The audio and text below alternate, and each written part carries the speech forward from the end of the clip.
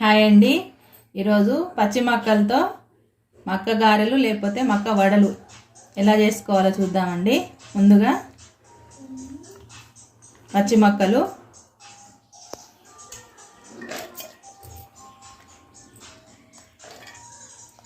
తర్వాత రుచికి సరిపడే ఎండుమిర్చి వేస్తున్నామండి. దీంట్లో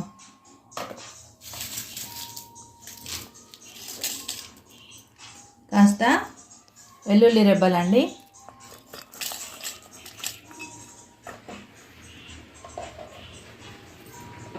కాస్త ఉల్లిపాయ ముక్కలు, కాస్త జీలకర్ర, ఇవన్నీ మిక్సీలో వేసి చక్కగా రుబ్బుకుందామండి. ఇలా మిక్సీ వేసుకున్న పిండిలో రుచికి సరిపడా ఉప్పు, తురిమిన కరివేపాకు, చిన్నగా తురిమిన కొత్తిమీర, మేము ధనియాలు వేయట్లేదండి, కొత్తిమీర వేస్తున్నామని,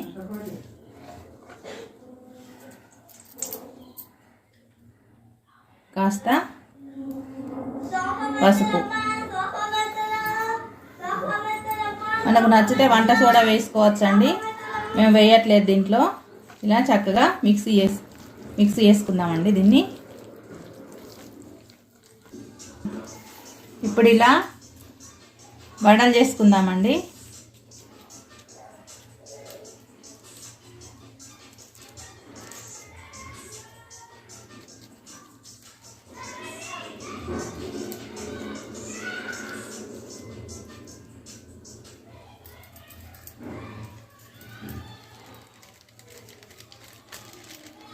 ఇలా కాగిన ఆయిల్లో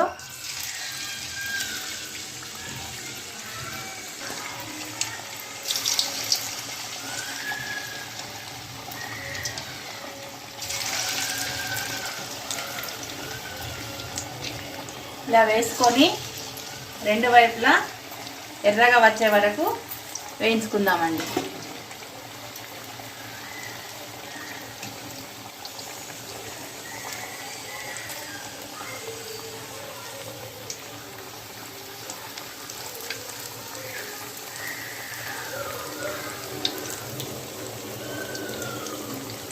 కాస్త నిదానంగా కాల్చుకోవాలండి, లేకపోతే లోపల పచ్చిగా ఉండి టేస్ట్ అంతా బాగుండవు.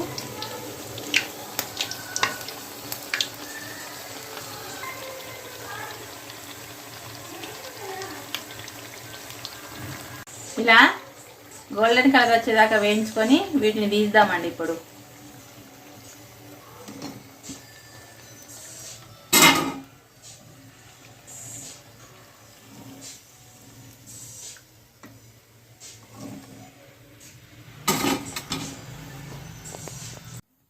పిల్లలకు స్నాక్ లాగా ఈ మక్క గారెలు పెట్టవచ్చండి. బయట మనం జంక్ ఫుడ్ అవి ఇవి పెట్టి వాళ్ళ హెల్త్ పాడు చేసే బదులు ఇలా ఇంట్లోనే మనం తయారు చేసినవి పెడితే పిల్లలకు చాలా మంచిదండి. ఇక్కడ తెలంగాణ స్పెషల్ ఏంటిదంటే మక్క గారెలతో పాలపడియం తీసుకుంటారండి. ఇక్కడ ఈ పాలపడియం కూడా బియ్యం పిండి, పాలు, పంచదారతోటి తయారు చేస్తారండి. ఇది కూడా హెల్త్కు మంచిది. దీంట్లో ఎట్లాంటి ఆయిల్ కానీ ఏది ఉపయోగించరు. ఈ కాంబినేషన్తో ఇలా తీసుకోవాలండి.